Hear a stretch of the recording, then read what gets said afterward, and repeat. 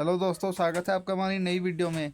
तो आज हम यहाँ उत्तराखंड हिस्ट्री के नए मोस्ट इम्पॉर्टेंट क्वेश्चंस को देखेंगे जो हमारी आगामी परीक्षा के लिए काफ़ी महत्वपूर्ण है।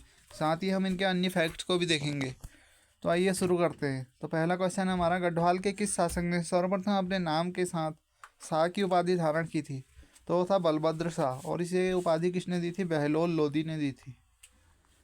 बहलोल लोदी ने। और जो बलभद्र शाह ये परमार वंश का 43वां शासक था और यह सहजपाल के पश्चात गढ़वाल का शासक बना था। और दिल्ली के सुल्तान के लोदी वंश के शासक बहलोल लोदी ने इन्हें शाह की उपाधि दी थी। और ये सर्वप्रथम शाह की उपाधि धारी करने वाले गढ़वाल का पहला शासक था। फिर अगला है हमारा, जो उत्तराखंड में ईस्ट इंडिया कंपनी का आगमन कब हुआ था? तो ये 1815 राइट आंसर हो जाएगा। देख सकते हो, उत्तराखंड में ईस्ट इंडिया कंपनी का आगमन 1815 में हुआ। वास्तव में यहाँ अंग्रेजों का आगमन गोरखा को हराने के लिए था, किंतु गोरखा नेपाली हारे नहीं और स्वतंत्र हो गए। अगला है, उत्तरकाशी के शक्ति त्रिशूल लेख में दो स्थानों पर कौन सी लिपि में लिखा गया है? तो यह है शंख लिपि। उत्तरकाशी से मिले हैं त्रिशूल लेख मिले हैं। और उत्तरकाशी के शक्ति त्रिशूल में दो स्थानों पर शंख लिपि में लिखी गई है। यह प्राचीन शक्ति मंदिर के नाम से जाना जाता है और यहाँ पे माँ दुर्गा का एक मंदिर है। फिर अगला है, सन 1857 की क्रांति के समय कुमाऊं का कमिश्नर कौन था? तो इसका राइट आंसर हो जाएगा सर हेनरी रैमजे। इन्हें ही ब्रिटिश काल का स्वर्ण युग भी कहा जाता है। देख सकते हैं आप डिटेल। सन 1857 की क्रांति के समय कुमाऊं का कमिश्नर सर हेनरी रैमजे था और इसके शासनकाल को ही ब्रिटिश काल का स्वर्ण काल भी कहा जाता है और इसे कुमाऊं का बेताज बादशाह भी कहा जाता है। और कुमाऊं के राजा रामजी भी इसी को कहा जाता है। और इसी के समय 1863 में विकेट बंदोबस्त भी हुआ था, 10वां भूमि बंदोबस्त भी कहते हैं जिसे। फिर अगला क्वेश्चन है हमारा, चंद राज्य में नगद प्राप्त किया जाने वाला भूकर क्या था? तो नगद कर जो था वो शीर्ति कर था, ये भूकर था। देख सकते हैं, चंद राज्य में नगद प्राप्त किया जाने वाला कर भूकर जो था शीर्ति कर कहलाता था। चंद राजवंश भारत में उत्तराखंड राज्य के कुमाऊं मंडल का एक मध्यकालीन रघुवंशी राजवंश था, जिन्होंने इस क्षेत्र पर 11वीं शताब्दी से कत्यूरी राजवंश के ह्रास के बाद कत्यूरी के बाद आए थे चंद। और 18वीं शताब्दी में अंग्रेजों के आगमन तक शासन किया था। जैसे गढ़वाल में पवार वंश के दौरान कला और संस्कृति के क्षेत्र में विकास हुआ, उसी समय में चंद वंश के शासनकाल के दौरान कुमाऊं में सांस्कृतिक और कला के क्षेत्र में बहुत बदलाव देखने को मिले। जो एटकिंसन के अनुसार चंद वंश का संस्थापक कौन है? सोमचंद। तो इसका संस्थापक सोमचंद है। और कुमाऊं का इतिहास पुस्तक के लेखक बद्री पांडे ने भी सोमचंद को ही चंद वंश का शासक माना है। तो कुमाऊं का इतिहास किसकी पुस्तक है? बद्रीनाथ पांडे की है। और इसने भी सोमचंद को ही शासक माना है इन्होंने। फिर है, अल्मोड़ा जनपद के चनौदा में गांधी आश्रम की स्थापना किसने की थी? तो ये की थी शांतिलाल त्रिवेदी ने। स्वतंत्रता आंदोलन के दौरान 1929 में कुमाऊं के भ्रमण के दौरान अल्मोड़ा होते हुए कौसानी जाने के दौरान कुछ देर चनौदा में रुके थे गांधी जी जो थे। और उनके साथ सहयोगी प्रसिद्ध स्वतंत्रता संग्राम सेनानी शांतिलाल त्रिवेदी भी थे। और गांधी जी ने इस स्थान पर एकत्र हुए लोगों से विदेशी कपड़े त्याग कर स्वयं के बनाए कपड़े पहनने का आह्वान किया था। और फिर 1937 में यहीं आकर गांधी आश्रम की घोषणा की थी शांतिलाल त्रिवेदी ने। और ग्रामीणों ने 30 नाली भूमि भी जमीन दी थी दान में। फिर है, उत्तराखंड का प्रथम गोरखा आक्रमण कब हुआ? तो उत्तराखंड में जो प्रथम गोरखा आक्रमण हुआ था वो 1791 में। इसका राइट आंसर ऑप्शन बी 1791 हो जाएगा। उत्तराखंड में प्रथम गोरखा आक्रमण 1791 में हुआ था। 1791 में इसी में गढ़वाल पर प्रथम गोरखा युद्ध, जो लंगूरगढ़ का युद्ध हुआ था 1791 में, गोरखा वर्सेस गढ़वाल के बीच में हुआ था पवार वंश से। फिर 1803 ईस्वी में गढ़वाल पर द्वितीय गोरखा आक्रमण हुआ। और जो द्वितीय गोरखा आक्रमण हुआ 1803 में, बाड़ाहाट युद्ध भी बोलते हैं जिसे, गढ़वाल और गोरखा सेना के बीच तीसरा युद्ध जम्बा तीसरा युद्ध है वो जमुना चंबा में हुआ था। और 14 मई 1804 को खुड़बुड़ा नामक देहरादून में गोरखा सेना गढ़वाल सेना से फिर एक बार सामना हुआ था और इसमें गढ़वाल की हार हुई थी खुड़बुड़ा के युद्ध में। फिर अगला क्वेश्चन है हमारा, टिहरी रियासत के किस राजा को अपने नाम से शहर स्थापना करने की परंपरा शुरू की थी? तो ये प्रताप शाह ने की थी।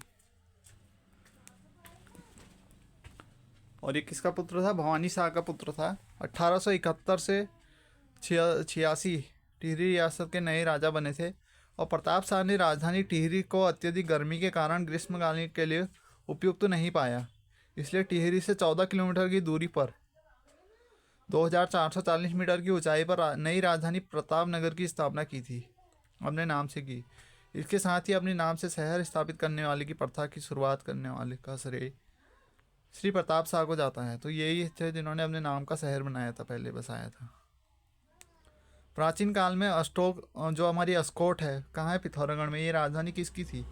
तो ये कत्यूरी राजवंश की थी, जो वर्तमान में अस्कोट उत्तराखंड राज्य के पिथौरागढ़ जिले का एक शहर है।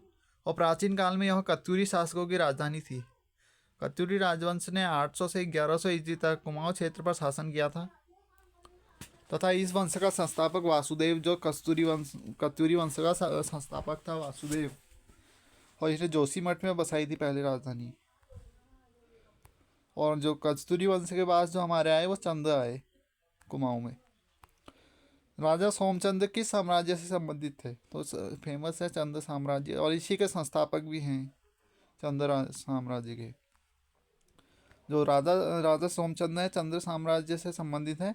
चंद राजवंश भारत के उत्तराखंड राज्य के कुमाऊं मंडल का एक मध्यकालीन रघुवंशी राजवंश था। इसके संस्थापक सोमचंद को माना जाता है। फिर भारतीय राष्ट्रीय कांग्रेस के बनारस अधिवेशन कब हुआ था? 1905 में। कुमाऊं से भाग लेने वाले नेता कौन थे? तो ए व बी दोनों, पंडित हरगोविंद पंत और श्री बद्रीदत्त पांडे, देख सकते हैं। और इसकी अध्यक्षता गोपाल कृष्ण गोखले ने की थी। राष्ट्रीय कांग्रेस, जो हमारा भारतीय राष्ट्रीय कांग्रेस का 1905 में जो बनारस अधिवेशन हुआ, इसकी अध्यक्षता गोपाल कृष्ण गोखले ने की थी। यह कांग्रेस का 21वां अधिवेशन था और इस अधिवेशन में गोपाल कृष्ण गोखले को विपक्ष के नेता की उपाधि दी गई थी। इसी अधिवेशन में उत्तराखंड से हरगोविंद पंत, मुकुंदलाल, गोविंद बल्लभ पंत, बद्रीदत्त पांडे आदि शामिल थे। और कुमाऊं केसरी किसे बोला जाता है? बद्रीदत्त पांडे को। फिर 1857 के विद्रोह से उत्तराखंड को किसने मुख्य भूमिका अधिकार की थी? तो वो थे कालू मेहरा, इन्होंने मुख्य भूमिका निभाई थी। और इसकी डिटेल पर इन्होंने क्रांतिवीर नामक संगठन भी बनाया था। 1857 के विद्रोह में उत्तराखंड से कालू मेहरा ने भाग लिया था, जिन्होंने उत्तराखंड का प्रथम स्वतंत्रता संग्राम सेनानी भी कहा जाता है। कालू मेहरा ने 1857 में क्रांतिवीर संगठन का निर्माण किया था और इनका जन्म चंपावत जिले के समीप थुआ मेहरा गांव में 1831 में हुआ था। फिर उत्तराखंड में से निम्न में से किसने दांडी मार्च में प्रतिभाग किया था? तो ये है ज्योतिराम कांडपाल, इन्होंने दांडी मार्च में शामिल हुए थे। उत्तराखंड से ज्योतिराम कांडपाल और भैरव दत्त जोशी दो हुए थे, दांडी मार्च में भाग लेने के लिए गए थे, किंतु भैरव दत्त की तबीयत खराब होने के कारण वह दांडी यात्रा में भाग नहीं ले पाए। और ज्योतिराम गांधी जी के साथ दांडी यात्रा में कदम से कदम मिलाकर चले और महात्मा गांधी के लिए हिंदी पत्रों का उत्तर लिखते थे और ज्योतिराम का जन्म अल्मोड़ा में हुआ था 1892 में। फिर तालेश्वर ताम्रपत्र का संबंध किस वंश से है? तो ये पौरव वंश से है, ऑप्शन डी। देख सकते हैं तालेश्वर ताम्रपत्रों का संबंध पौरव वंश से है। अल्मोड़ा जनपद के तालेश्वर वर्तमान में पिथौरागढ़ है स्थान से तांबे व अष्टधातु के अभिलेख प्राप्त हुए हैं, जिससे यह ज्ञात होता है कि यहाँ पौरव वंश का शासन था। और इस वंश के प्रमुख शासक कौन है? विष्णुवर्मन हो गए, विष्णुवर्मन फर्स्ट और वृक्षवर्मन, अग्निवर्मन, विष्णुवर्मन द्वितीय आदि थे। मार्कंडेय पुराण में भी पौरवों का उल्लेख मिलता है। और ये किससे संबंधित है? तालेश्वर ताम्रपत्र। फिर स्वामी विवेकानंद किस वर्ष प्रथम बार अल्मोड़ा आए थे? तो ये 1891 में आए थे। और स्वामी राम के जो विवेकानंद है, इन्होंने रामकृष्ण जो एक रामकृष्ण मिशन, वो इन्हीं से रिलेटेड है, स्वामी विवेकानंद से। फिर अगला है, ये देख सकते हैं। और इनका 1890 में पहली बार अल्मोड़ा आए थे। और स्वामी विवेकानंद का जन्म 12 जनवरी 1863 को हुआ। उनके बचपन का नाम नरेंद्र नाथ था। उन्हीं के जन्मदिन को 12 जनवरी को राष्ट्रीय युवा दिवस के रूप में मनाया जाता है। और 1893 में खेतड़ी राज्य में महाराजा अजीत सिंह के कहने पर अपना नाम विवेकानंद अपनाया था। और 1893 में शिकागो में विश्व धर्म सम्मेलन के लिए भी भाषण दिया जाना जाता है। ये भी इन्हें काफ़ी जाना जाता है 1893 में। और ये देख सकते हैं रामकृष्ण मिशन, ये भी इनसे रिलेटेड है। 1897 में विवेकानंद ने अपने गुरु रामकृष्ण परमहंस की मृत्यु के पश्चात रामकृष्ण मिशन की स्थापना की थी और 1902 बेलूर मठ में इनकी मृत्यु हो जाती है। मेरा कुमाऊं की लक्ष्मीबाई किसे कहा जाता है? तो ये कहा जाता है जिया रानी को। ये काफ़ी फेमस है हमारे, कुमाऊं की लक्ष्मीबाई के नाम से जाना जाता है। कुमाऊं की लक्ष्मीबाई जिया रानी को कहा जाता है और ये कत्यूरी राजवंश से संबंध रखती है। उत्तराखंड के कुछ प्रमुख व्यक्ति जैसे गोविंद वल्लभ पंत को हिमालय पुत्र कहा जाता है, गौरा देवी को चिपको वुमेन, और कुंवर सिंह नेगी को गढ़वाल का हातिम ताई, देवकी नंद पांडे को कुमाऊं का गांधी, ये भी है।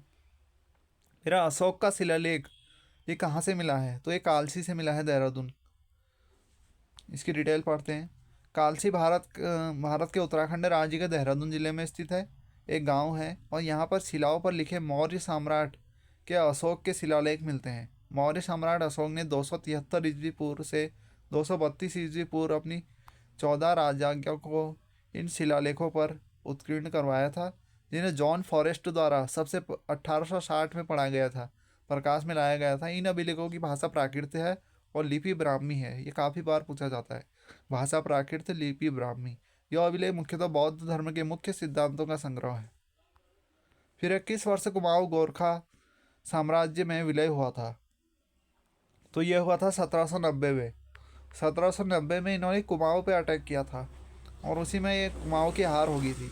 1791 में इन्होंने गढ़वाल में भी करा, लेकिन वहाँ ये हार गए थे। जो गोरखा थे वो अत्यंत लड़ाकू और बहादुर थे। इनकी सत्ता सैनिक शासन पर आधारित थी। 1790 ईस्वी में हवलबाग में हुए युद्ध, हवलबाग का युद्ध किसके हुआ? चांद राजा महेंद्र चंद्र परास्त हुआ था और इसी प्रकार 1790 में कुमाऊं का गोरखा साम्राज्य में विलय हो गया था। फिर स्कंद पुराण में गढ़वाल को किस नाम से जाना जाता है? तो ये जाना जाता है केदार खंड, और हमारे कुमाऊं को मानस खंड। भारत में उत्तराखंड राज्य में कुल 13 जिले हैं जो 3 मंडलों में सम्मिलित किए गए हैं, कुमाऊं मंडल, गढ़वाल मंडल, गैरसैंण मंडल। ये फेमस में हम कुमाऊं गढ़वाल ही कहते हैं। स्कंद पुराण में उत्तराखंड जो गढ़वाल को बोला जाता है वो बोला जाता है केदारखंड, और कुमाऊं क्षेत्र को मानस खंड कहा गया है। फिर खुड़बुड़ा युद्ध, गोरखों के विरुद्ध युद्ध में कौन पवार राजा मारे गए थे? तो उसमें किसकी हार हुई थी ये बताना है हमें। खुड़बुड़ा का युद्ध हुआ था, उसमें प्रद्युमन शाह की हार हुई थी। ये 1804 में हुआ था। इसको डिटेल पढ़ सकते हैं हम अभी। 14 मई 1804 को हुआ था। देहरादून में है खुड़बुड़ा का मैदान में हुआ था। गोरखों से हुए युद्ध में पंवार राजा प्रद्युमन शाह की मौत हो गई थी। इस प्रकार संपूर्ण गढ़वाल और कुमाऊं में नेपाली गोरखाओं का अधिकार हो गया था। तो 1804 में गोरखाओं का पूरा शासन हो गया था उत्तराखंड में, और 1790 में कुमाऊं में हो गया था। आगे हमारा चंद्रशेखर आजाद ने उत्तराखंड के किस स्थान का भ्रमण किया था? तो दुगड्डा का किया था। चंद्रशेखर आजाद ने उत्तराखंड के दुगट्टा नामक स्थान का भ्रमण किया था। आज़ादी आंदोलन के दौरान दुगट्टा नगरी के निवासी भवानी सिंह रावत के आग्रह पर 1930 में आज़ाद जी अपने साथियों रामचंद्र हजारी लाल के साथ दुगड्डा आए थे और उन्होंने शस्त्र प्रशिक्षण दिया था। गढ़वाल राजवंश के इतिहास की रचना किसने की है? तो ये की है मौला राम ने। गढ़वाल राज्यवंश की इतिहास, गढ़वाल राज्यवंश का इतिहास मौला राम के काफ़ी फेमस है। ये चित्रकार था, इनका पुराना व्यवसाय सुनार था, पारिवारिक। देख सकते हैं 18वीं शताब्दी के चित्रकार थे, कवि और इतिहासकार। मौला राम ने गढ़वाल राजवंश का इतिहास लिखा है और गढ़वाल के शासकों के बारे में यही एकमात्र स्रोत है। प्रतिहार साम्राज्य के पतन के पश्चात कन्नौज तथा बनारस में जिस राजवंश का शासन स्थापित हुआ उसे गढ़वाल वंश कहा जाता है। और रतन कवि ने फतेह भूषण नामक एक अलंकार ग्रंथ की रचना की है। रत्न कवि ने, यह श्रीनगर गढ़वाल के राजा फतेह सिंह के यहाँ रहते थे। ये भी काफ़ी फेमस है, फतेह भूषण रतन कवि। फिर गुमानी पंत, ये भी एक काशीपुर राज्य के राजकवि थे। वे संस्कृत और हिंदी के कवि थे ये, और कुछ लोग इन्हें खड़ी बोली का प्रथम कवि भी मानते हैं। इनके द्वारा रचित कृतियाँ है जो राम नाम पंचशिला, राम महिमा और गंगा शतक आदि। और इनकी कुछ कविताएं भी हैं जैसे दुर्जन दूषण, समस्या पूर्ति आदि। फिर अगला है, किसे प्राचीन काल में कुब्जा ग्रामक नाम से जाना जाता है? तो कुब्जा ग्रामक किसे नाम से जाना जाता है? ये जाना जाता है ऋषिकेश को। देख सकते हैं, और प्राचीन काल में ऋषिकेश को ये कुब्जा ग्रामक के रूप से जाना जाता है। इसे योग की विश्व राजधानी के रूप में भी जाना जाता है। यह शहर प्रसिद्ध बीटल्स आश्रम और राम झूला और लक्ष्मण झूला आदि जैसे स्थानों के लिए जाना जाता है। फिर होता है, उत्तराखंड में असिंचित भूमि को क्या कहा जाता है? जो उत्तराखंड में असिंचित भूमि होती है उसे उपराव बोला जाता है, और सिंचित भूमि को तालाब बोला जाता है। देख सकते हैं, प्राचीन समय में उत्तराखंड में असिंचित भूमि को उपराव कहा जाता है। राज्य के उच्च पर्वतीय भागों में अधिकांश मात्रा में असिंचित भूमि पाई जाती है जो कृषि योग्य नहीं है। इस प्रकार की भूमि को दो भागों में बांटा जाता है, उपराव और दोयम। फिर अगला, कुमाऊं और गढ़ाल में द्रोण माप तौल की इकाई थी, तो ये किसकी है? जमीन और अनाज के लिए है द्रोण।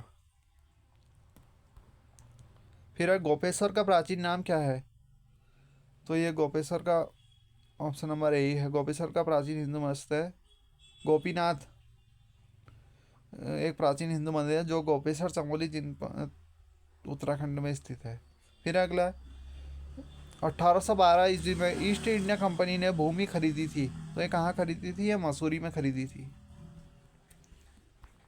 देख सकते हैं, इसकी डिटेल पढ़ सकते हैं। 1812 ईस्वी में ईस्ट इंडिया कंपनी ने मसूरी में भूमि खरीदी थी। उत्तराखंड में ईस्ट इंडिया कंपनी के घुसपैठ के प्रमुख उद्देश्य निम्नलिखित थे। नंबर 1, ईसाई धर्म का प्रचार। कंपनी तथा इंग्लैंड और औद्योगिक जरूरतें हेतु कच्ची सामग्री तथा बाजार ढूंढना। और नेपाल युद्ध के दौरान सैन्य जातियों की खोज। हिमालय में छोटा इंग्लैंड बनाने का स्वप्न। गोरखों के प्रति कुमाऊं गढ़वाल तथा हिमालय में मौजूद असंतोष और गोरखों द्वारा बार बार कंपनी क्षेत्र में घुसपैठ। उत्तराखंड की वन संपदा जिसमें कंपनी को पर्याप्त लाभ प्राप्त होने की संभावना। 1815 में गोरखाओं को पराजित करने के बाद कंपनी ने सुंगोली की संधि में कुमाऊं तथा गढ़वाल को ईस्ट इंडिया कंपनी द्वारा शासित क्षेत्र के अंतर्गत ले लिया था, और एक पृथक प्रशासनिक इकाई में कुमाऊं कमिश्नरी का गठन हुआ। 1815 में ही हुआ था सर। संगोली की संधि भी इसी में हुई थी, 1815 या 1816 इस बीच। फिर निम्न में से अलकापुरी किसका प्राचीन नाम है? तो अलकापुरी प्राचीन नाम है वो गैरसैंण का है।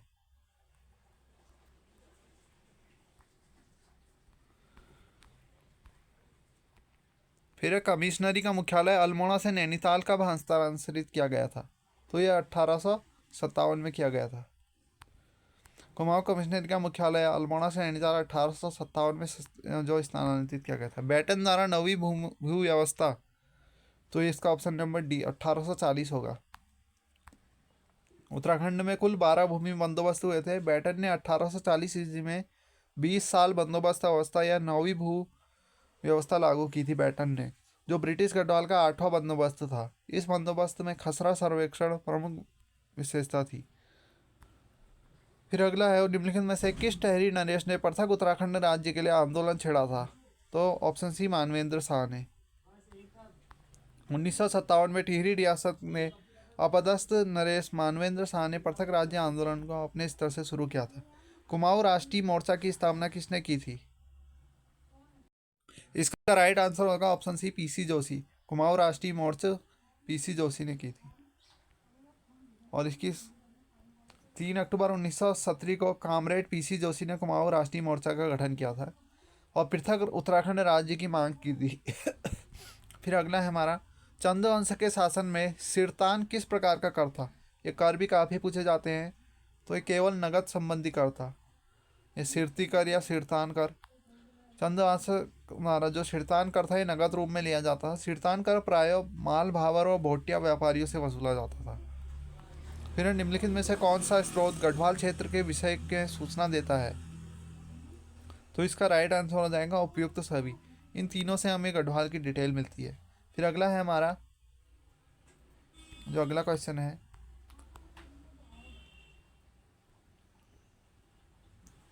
पंवार शासन में उल्लेखित गढ़ राजवंश काव्य के अनुसार निम्न में से कौन सा पद मंत्रिमंडल में शामिल नहीं था? तो ये सदर, बाकी ये तीनों मंत्रिमंडल में शामिल थे।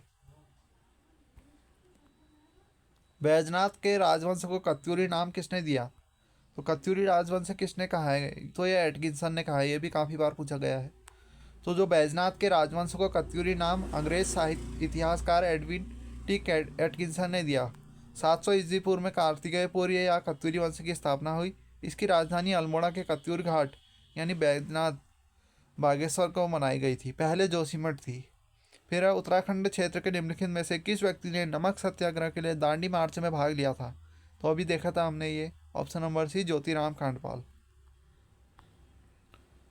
दांडी मार्च में 1930 में हुई थी ये, और समय टिहरी रियासत को छोड़कर पूरे उत्तराखंड में जगह जगह पर तिरंगा फहराया गया था। कई स्थानों पर नमक बनाया गया था। साबरमती से दांडी तक महात्मा गांधी ने 78 सत्याग्रहों में 3 जो थे उत्तराखंड से, ज्योतिराम खांडपाल, भैरव दत्त जोशी और खड़क बहादुर, ये थे।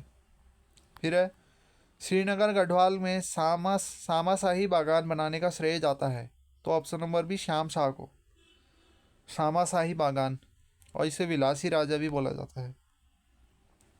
बनाने का श्रेय श्याम शाह को जाता है। यह परमार वंश का 45वां शासक था और इसका शासन लगभग 1611 से 1630 तक था, और श्याम शाह जहांगीर का समकालीन था। इसका उल्लेख जहांगीर नामा में भी मिलता है।